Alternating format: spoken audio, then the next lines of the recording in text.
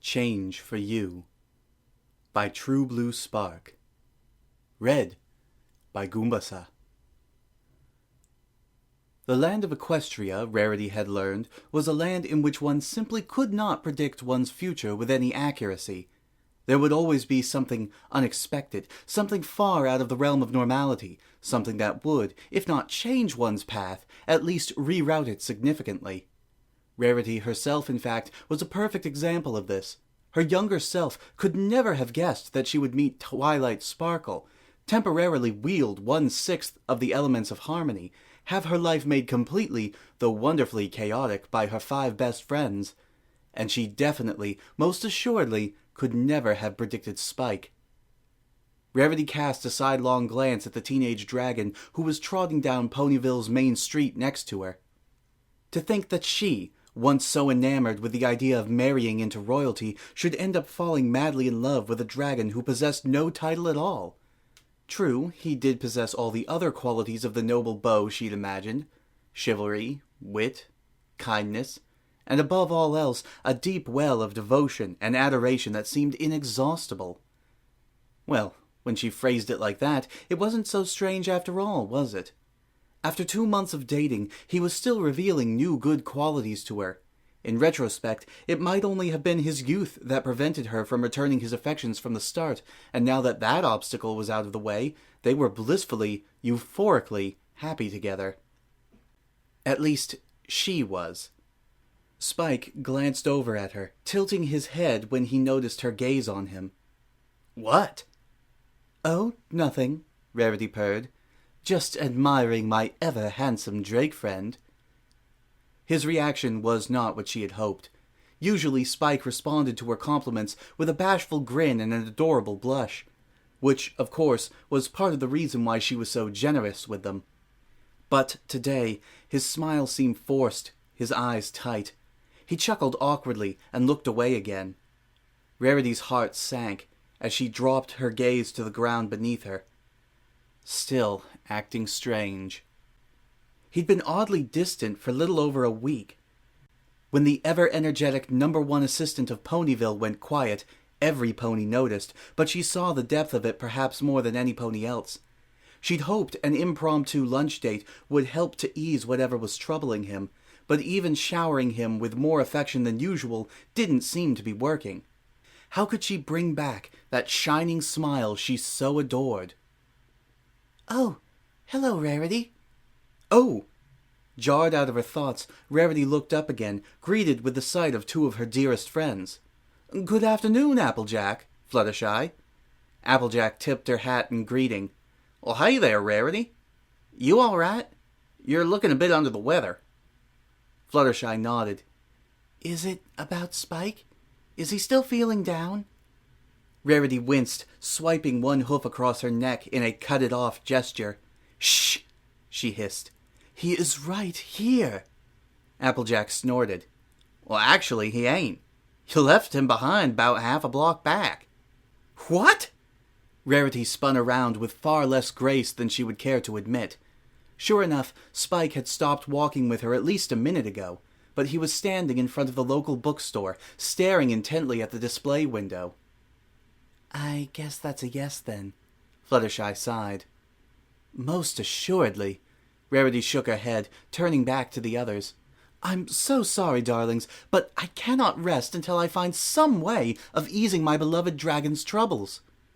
"Well, of course you can't." Applejack patted her on the back. "Good luck, all right?" Fluttershy leaned in to give her a quick hug. "Yes, and if we can do anything to help. If I find any way you can assist, I shall let you know immediately. Thank you both so much." With those parting words, Rarity trotted towards Spike once again. Her hooves slowed as she approached him. The expression he was wearing was heartbreaking. Pain and fear mingled together, so intense that Rarity's heart ached in sympathy. What in Equestria was the matter?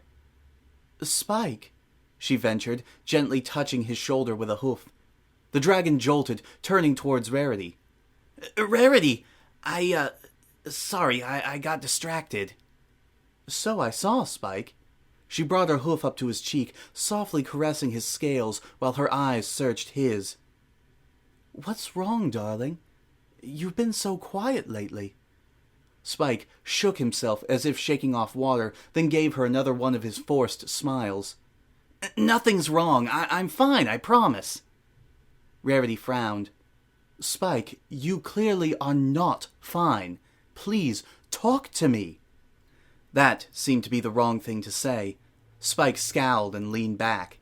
"I said I'm fine," he insisted. "There's nothing to talk about, okay?" An unladylike sigh of frustration escaped Rarity's lips. As much as she loved him, that cursed pride of his could be infuriating. "Very well. I think we ought to call it a day. We both have so much to do, after all." His frown cleared, at least, but no happier expression was in line to replace it. "Oh, yeah, probably." Spike pecked her on the cheek and started down the street to the library, tail dragging in the dirt behind him. "I'll see you later, okay?" "Yes, later. Good day, Spike." Once he was out of sight, Rarity turned her attention to the bookstore's window. Desperate for any clue she could find, she scrutinized the display in search of the item that had so devastated her dragon.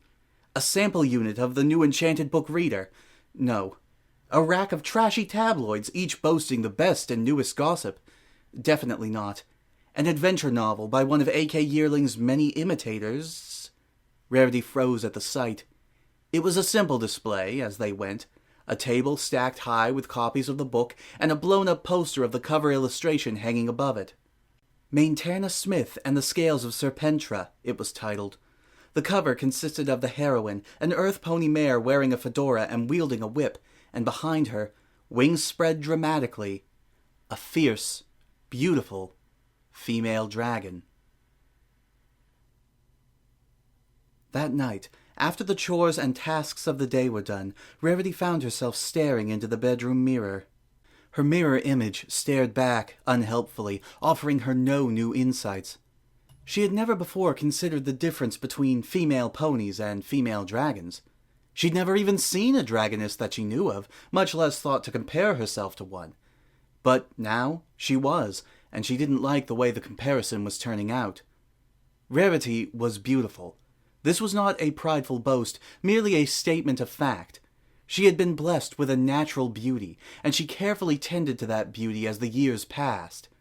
No one would deny that she was attractive, by pony standards. But dragons were different. The dragoness in the poster had been sleek, slim, and sinuous, whereas Rarity was all curves and softness. In fact, she noted with some dismay, she appeared to have put on a couple of pounds recently. In a beauty pageant judged by dragon standards, it seemed she wouldn't even qualify to compete. Could this be what was bothering Spike? As a youth, he'd never been shy about proclaiming her beauty to any pony who would listen, and she had blindly assumed that he would always stay the same. But things changed. Tastes changed. Now that he was older, what if he had realized that it was a dragon he wanted, not a pony? What if... The very idea was almost too horrifying to imagine, but what if he didn't find her attractive anymore? Viewed through that lens, everything suddenly made a disturbing amount of sense. If Spike was no longer attracted to her, perhaps even worse, falling out of love with her, of course he'd be upset. He was far too sweet and caring to enjoy the thought of hurting her by breaking up with her. And of course, her idea of taking him out on a date hadn't helped the matter. It only reminded him of the terrible decision he knew he had to make. There was nothing else to do. She had to let him know that she knew, part ways with him amicably, and then everything would be fine. Rarity nodded at herself in the mirror. And then she sank to the floor with a wordless moan of despair and sobbed into her forelegs. Of course everything wouldn't be fine. She loved Spike. No stallion had ever made her feel the way that he did. She'd never before felt so loved, so adored, so much like the princess she'd always wished she was. She couldn't bear the thought that she would never again feel his claws comb through her mane, or feel the scales on his cheek warm up when she kissed him. After a few moments of misery, with opalescence hovering over her, unsure whether to comfort her or hide until it blew over, Rarity composed herself and wiped away the tears. Wallowing wouldn't do anything to fix the situation. There was still time. She might be wrong about Spike's feelings, and even if she wasn't, "I can't just let this happen," she said aloud. "I have to do something to win him back." But what? It would take an unhealthy amount of weight loss to mimic the sleek, skinny look of the dragoness, and she wouldn't do that to herself, even for Spike.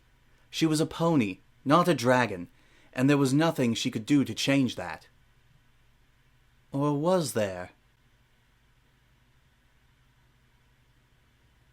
The next night, green flames floated into the post office, where Rarity was sending some last-minute packages, and dropped a letter into the waiting hooves.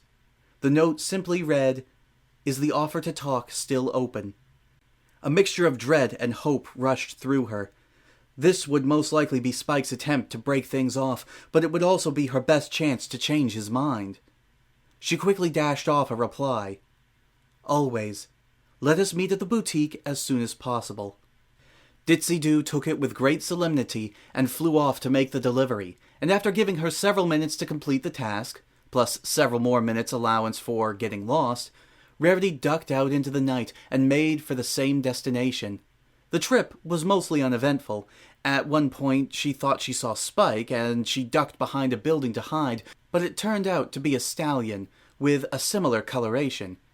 Soon she was at the library doorstep, working up the nerve to enter. As the door opened, Twilight Sparkle looked up from a large, dusty tome resting on the center table. Her eyes widened. "Rarity? What are you doing here?" Rarity smiled winningly, batting her eyes. "Good evening, Twilight. Is Spike here at the moment?" "No, Spike is on his way to the boutique." Twilight leaned against the table, resting her chin on her hoof and frowning thoughtfully. "Which is where I thought you were supposed to be. What's going on?" "Yes, about that." Rarity crossed the room to settle in next to Twilight. "Before I meet him, I was hoping you could help me with something." "Oh, of course. I'll do whatever I can, you know that." "Thank you, darling. You see, I'd hoped... I was wondering if you could..." Rarity felt her cheeks heat up, and she took a deep breath to steady herself before finishing. "I need a spell that will transform me into a dragon." The last few words came out in a rush. For just an instant, Twilight stared at Rarity, mouth slightly open. Then... She slapped her hooves over her mouth, but it was too late. The laugh had escaped. "Twilight!" Rarity cried, cheeks now as red from anger as they were from embarrassment. "What exactly is funny about that?" Twilight shook her head frantically. Nothing. I just remembered a funny joke Pinky told me this morning." Rarity's eyes narrowed. "Is that so?" Yes, it is." Twilight had a straight face on again, and if it was a facade, Rarity couldn't see any cracks. "But to answer your question, I do know a spell like that." All thought of the laughter was instantly blown away. "You do?" Rarity gasped, leaning forward over the table. Twilight flipped a few pages in her grimoire and nodded, pointing to the page. The runic text was incomprehensible to Rarity, but she trusted her scholarly friend not to steer her wrong. "That's right. I just discovered it in my research today." "Really?" Rarity sighed with relief. "Oh, how wonderful! What a lucky coincidence that was!" "It really was," Twilight agreed. "So I'm guessing you want me to cast this now? So you can meet Spike as a dragon?" Rarity cleared her throat and smiled apologetically. "If you wouldn't mind, dear." "Oh, not at all. It's a fascinating spell. Challenging, but in a good way. This author employs ordinary transmogrification runes in an ingenious way. I've never seen... Twilight. Darling. Sorry. Twilight hopped to her hooves, lifting the tome up with her. "If you could just stand in the center of the room for me." With no small amount of trepidation, Rarity stepped away from the table, tossing her mane back and standing tall. As Twilight summoned an illusionary magic circle around her, and she felt the energy curl around, and then into her body, she closed her eyes and forced herself to breathe normally. Once Spike saw her as a beautiful dragoness, she was certain she could find a way to keep his affections for good, even if she didn't quite know how just yet. This was for Spike, she told herself. This was for the love of her life.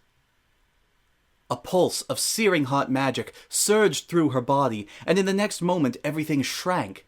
Rarity stumbled slightly, the sudden shift in size coming unexpectedly.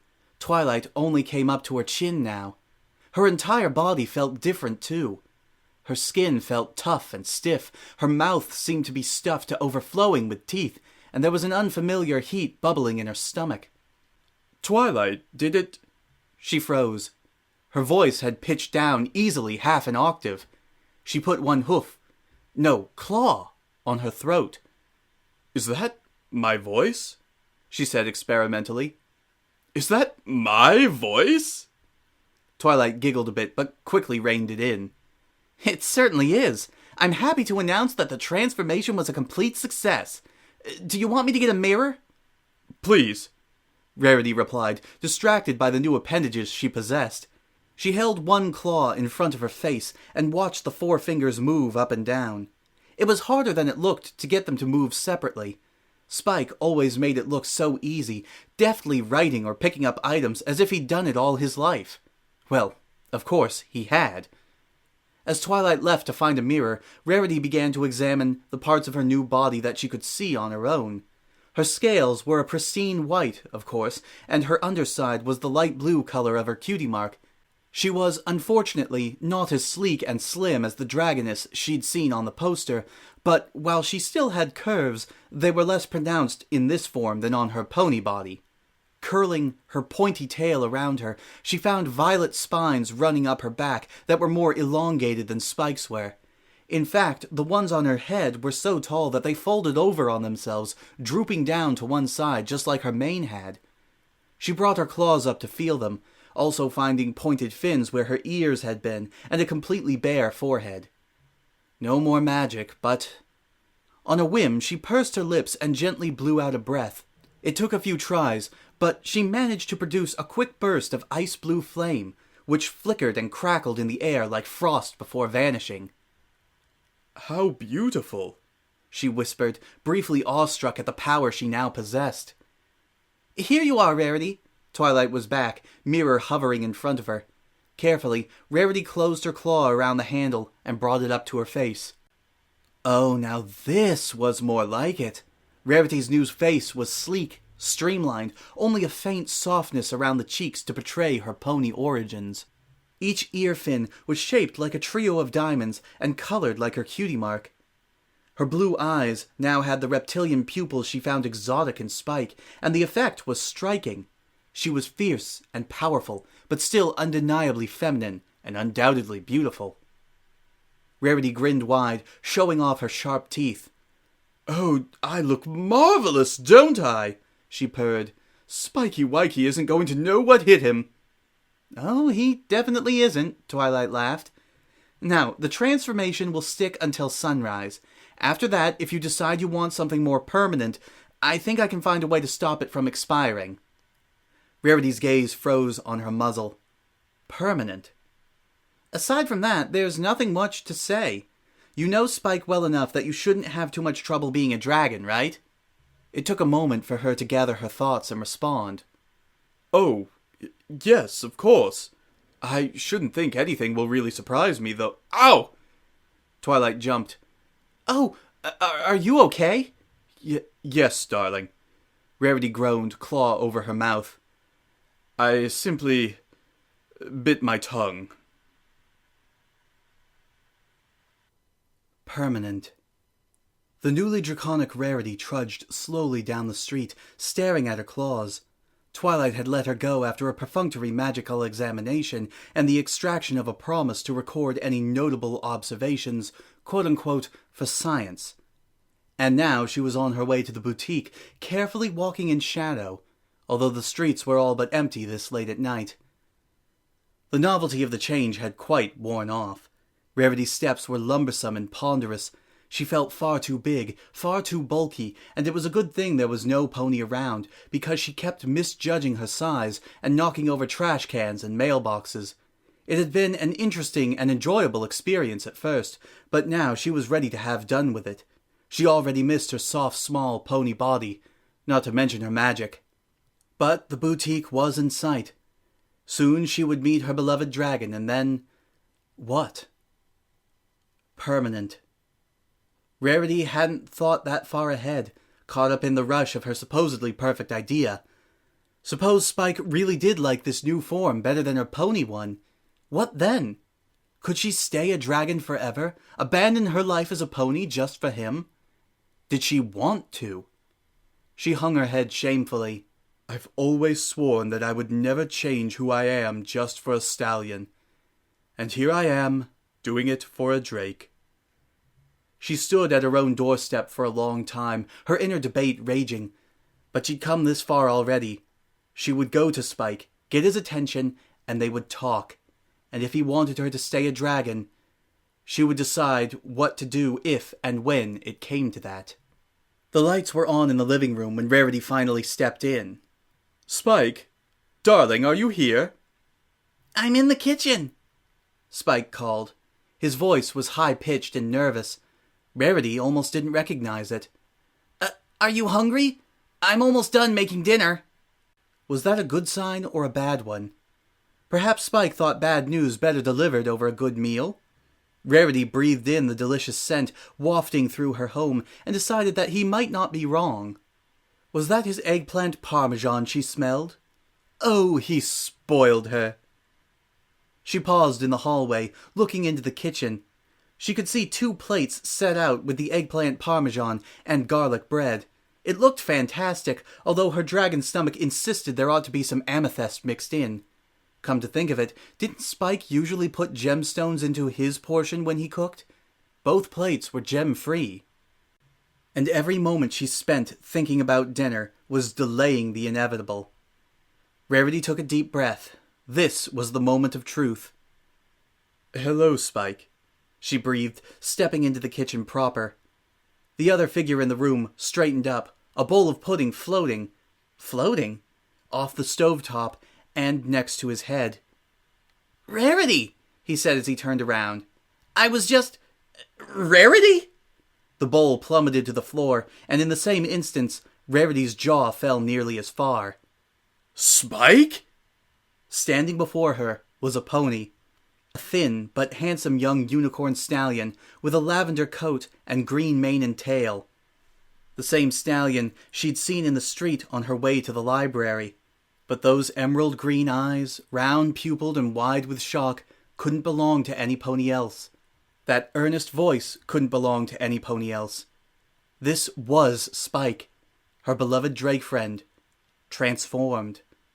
2 shocked minds put the puzzle pieces together, almost in unison. So he had... but she had... which meant they both were... Rarity never did manage to figure out just which one of them started to laugh first, but soon both of them were chuckling, then giggling, then practically howling with laughter. They fell into each other's embrace, sinking to the floor together, holding on for dear life as they laughed off all their stresses and fears. I cannot believe that betrayer of a mare knew all along. After the pudding had been cleaned up and the dinner consumed, Rarity and Spike retired to her study, snuggling up together on her chase lounge. It seemed too small for her and too big for him, but neither of them had any intention of moving. Rarity scowled, lip curling to flash a razor-sharp tooth. Do you know what she did when I asked her for this spell? She laughed! Oh, we are going to have words when I see her next. Spike chuckled helplessly. Yeah, I think she's finally picking up that one trait of Celestia's. You know, the one where she lets you do something stupid so that you can learn a lesson from it. That is a habit I'd just as soon she not pick up, Rarity sighed. If she had just talked to me, or if you had just talked to me, she added, tightening her arms around Spike's body. Don't think I've forgotten that yet. The stallion in her embrace blushed and glanced away. I know, I'm sorry. I wasn't thinking straight. Rarity cupped his chin in her claw, gently turning him back to face her. I'll forgive you, beloved, she told him gently, on one condition. Talk to me now. What was it that upset you so? Why were you staring at that dragoness? And why did you have... About to speak, Spike suddenly paused, his brow wrinkling. He held up a hoof to cut her off. Wait, hang on, you lost me. What dragoness? Rarity stared at him. The dragoness! You know, the one in the poster? Spike merely blinked at her, uncomprehending. On our lunch date yesterday. Still no glimmer of recognition. In the bookstore window? You were transfixed! The bookstore? There was a dragoness in there? You didn't even see it? To Rarity's astonishment, he shook his head no. Then what were you staring at? She demanded. The tabloids, Spike cut himself off and sighed. Okay, I guess I'd better start from the top. You remember when me and Twilight went up to Canterlot a couple of weeks ago?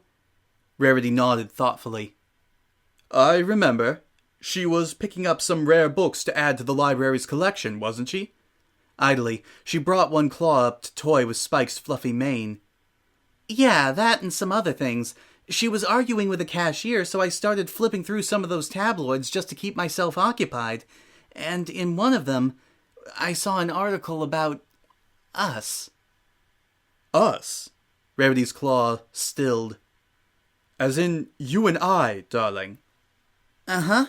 They had a photo from when we went to that one play, and the article was...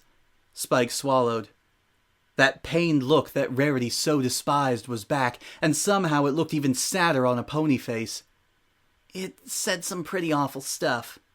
Well, I can't honestly say I'm surprised, Rarity said dryly. I love a bit of gossip as much as the next pony, but those disgusting rags don't care who they hurt as long as it sells issues. It's simply disgraceful. Spike swallowed. Yeah, but that made me start thinking about what this, he gestured between the two of them, what us would do to your reputation. I mean, it's important to your business, right? Being known in high circles. And if classy ponies start hearing bad things about you, then... Spike, is that what has been troubling you? He nodded miserably. I was trying to have fun yesterday, really, but seeing those tabloids in the bookstore just brought it all back. Rarity took him by the shoulders and shook him gently. You should have said something. Those tabloids don't matter to me. I could have disabused you of these ridiculous notions days ago. But what if I brought it up and you hadn't thought about it, but then you did and decided it wasn't worth it? I would never. I know. I was scared. Spike pressed his face against her scaly shoulder and hugged her hard, forelegs almost meeting around her torso. I still wake up sometimes and wonder if I've been dreaming all of this. You're the best thing that's ever happened to me. Oh. Even distressed, Spike had a knack for the romantic. Rarity's heart ached wonderfully, filled so full of love that it was stretched beyond its limits. She pulled away from him, turning his head to her again, and brought him in for a deep, slow, passionate kiss. When she finally released him, Spike wobbled, eyes glazed over. Wow, he stammered. Is that what my tongue feels like for you? Rarity ignored the comment, and the blush lightly dusting her cheeks, and met Spike's gaze. You listen to me, Spike, she told him. You are the best thing that has ever happened to me. If our relationship threatens to stain my name, then let it. My reputation could never matter to me as much as you do. Understand? The remaining tension rushed out of Spike's body all at once, and he relaxed against her. Okay, he said meekly. Sorry, I know the boutique is your dream and all, and I don't want to hurt that. You won't, Rarity assured him. First of all, personal reputation or no, I believe my work will always speak for itself. And second, any potential client who would take umbrage at our relationship is not a client with whom I wish to associate. Yeah, good point. Spike actually smiled at that, finally beginning to look himself again. Or at least as much himself as he could look as a unicorn.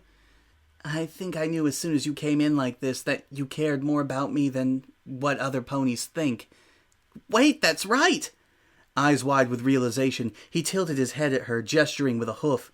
Now that you know why I went to Twilight, I still haven't even heard your half of the story. Rarity blushed, ducking her head bashfully. Well, as I said, there was a poster of a very beautiful dragoness hanging up in the bookstore. I may have assumed that it was the poster that caught your attention, and I may have begun to wonder if you no longer found ponies, or one pony in particular, to be attractive. Spike practically recoiled at that, jaw slack. You're kidding, right? How could I not? You're still the most beautiful pony in Equestria. Yes, well, pony is the operative word there, and you are a dragon, albeit one who grew up around ponies. How was I to know for certain that your tastes hadn't changed? He shook his head firmly. There's no way they could change that much. And anyway, one hoof grazed along her jawline, up to her ear fin. I crushed on you because of your looks, but I fell in love with you because of you. You know that, don't you? Rarity giggled coyly, feeling a blush of pleasure replace the blush of embarrassment. It's nice to be reminded every once in a while. I'll try to remember that, Spike responded. And for the record, you make a gorgeous dragon, but I like you best as you. Thank you, darling. And as handsome a stallion as you are, I prefer you as your regular dragon self. Her cold friend for one night smiled at that. So, he glanced up at the nearest window. Does yours wear off at sunrise too? Indeed it does. Why do you ask? Spike snuggled close to her, giving her the happy grin that always melted her heart. Well, what do you say we call it an early night? I'm ready for everything to go back to normal.